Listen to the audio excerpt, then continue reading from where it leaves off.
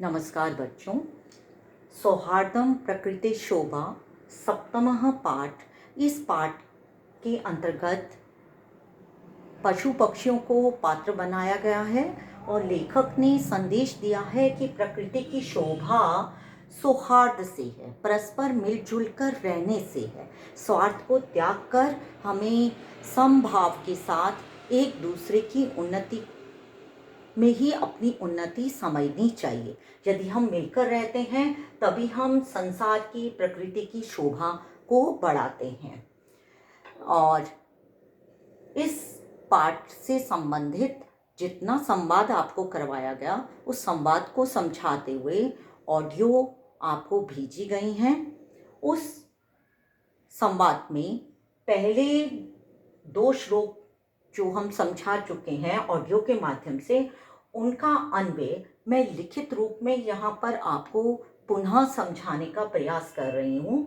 और चित्र वर्णन के अंतर्गत आपको प्रथम चित्र से संबंधित मंजूषा दी जा रही है।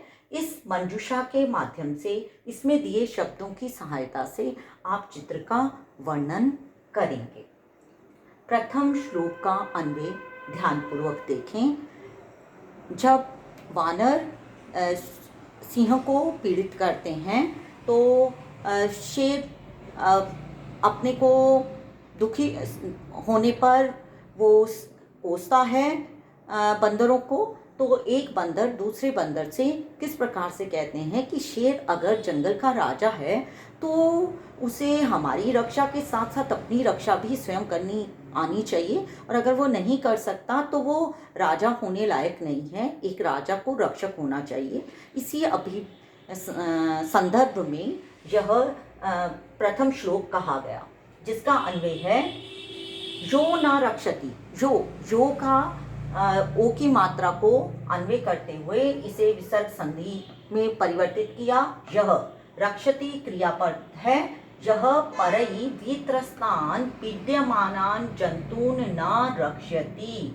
यहाँ पर जंतून के दोनों विशेषण हैं। परई यानी कि दूसरों के द्वारा, जो दूसरों के द्वारा वित्रस्तान डरे हुए, त्रस्त और विद्यमानान शानच प्रत्यय है और इसमें पीड़ धातु है। पीड़ित हुए जंतून प्राणियों को ना रक्षति रक्षा नहीं करता है। यानी कि जो राजा, वानर क्या कहते हैं शेर के बारे में कि जो राजा डरे हुए और पीड़ित जंतुओं की रक्षा नहीं करता है, स पार्थिव रूपेण, वह शरीर धारण किया हुआ पार्थिव रूप में कृतांत, एक तरह से जो अंत करने वाला कौन है? यमराज, जो मृत्यु तक पहुंचा देता है प्रत्येक प्राणी को। कृत अंत, जो अंत को करता है।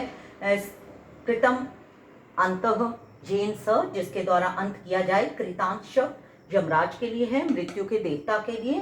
अत्र संशय न अस्ति, इसमें कोई शंका नहीं है कि वो शरीर धारण कर किए हुए वास्तव में वो क्या है? यमराज ही है। वो वनराज, वो जंगल का राजा बनने लायक नहीं है, जो ना स्वयं की रक्षा कर सकता है ना दूसरों की रक्षा करता है, और वो भक्षक है। तो ऐसा सिंह जो है वो क्या है? वन यमराज है, कृतांत।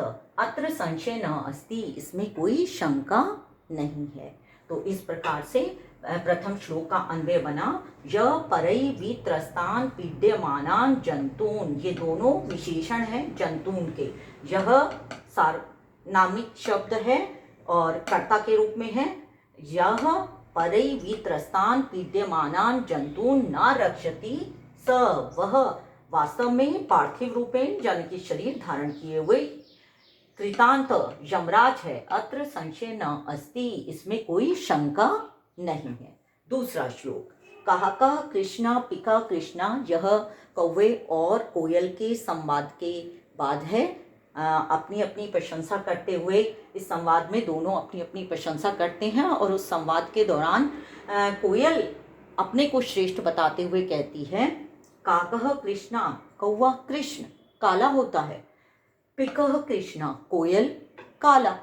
यहाँ पर पिकह शब्द मैं आपको पहले भी बता चुकी हूँ कि पिकह पुल्लिंग है, यानी कि कोयल नर कोयल के लिए प्रयुक्त हो रहा है। कोयल भी काला है और कौवा भी काला है, दोनों का रंग क्या है? काला है, रंग में समानता है। पिक काकयो कह भेदा, यानी कि कौवे और कोयल में रंग की दृष्टि से कोई भेद नहीं है। क्या भेद है?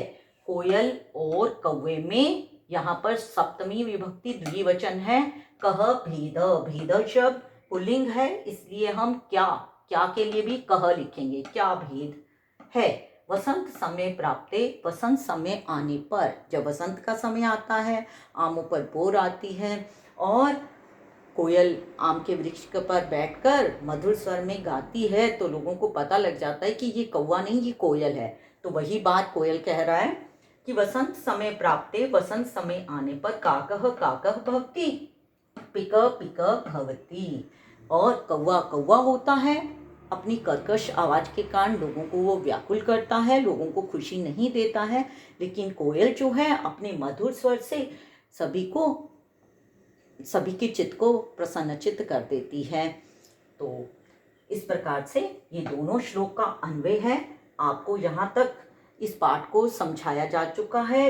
इन दोनों श्लोक के अन्वय को आप अपनी पुस्तक में लिखेंगे और कक्षा विशेष कार्य जो ऑडियो के माध्यम से पाठ समझाते हुए व्याकरण संबंधी कार्य आपको समझाया गया, उसे आप अपनी संस्कृत संचिका में लिखेंगे।